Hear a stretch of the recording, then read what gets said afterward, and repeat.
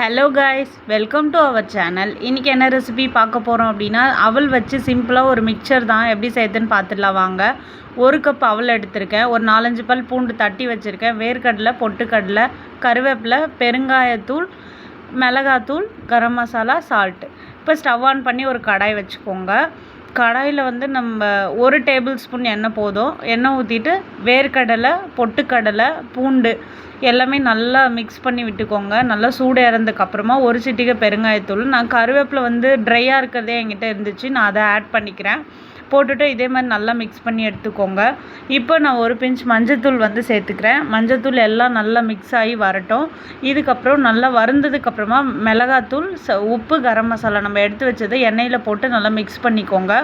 எல்லாம் அவல் அதுக்கப்புறமா அவலையும் கொட்டிக்கோங்க. எல்லாம் ஒன்று சேர நல்லா மிக்ஸ் பண்ணி அவல் நல்லா கிறிஸ்பாகிற வரைக்கும் நல்லா ரோஸ்ட் பண்ணி எடுத்துக்கோங்க.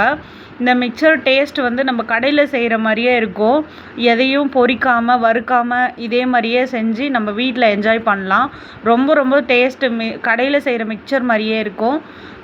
நீங்கள் கண்டிப்பாக ஒரு வாட்டி ட்ரை பண்ணிவிட்டு எப்படி இருந்தது அப்படின்றது சொல்லுங்கள். அவல் வச்சு சிம்பிளாக ஒரு ஸ்நாக்ஸு இது நான் ட்ரை பண்ணி எனக்கு பிடிச்சிருந்துச்சு. உங்களுக்கும் கண்டிப்பாக பிடிக்கும்னு நினைக்கிறேன். எப்படி இருந்துச்சு அப்படின்றத சொல்லுங்கள். தேங்க்யூ.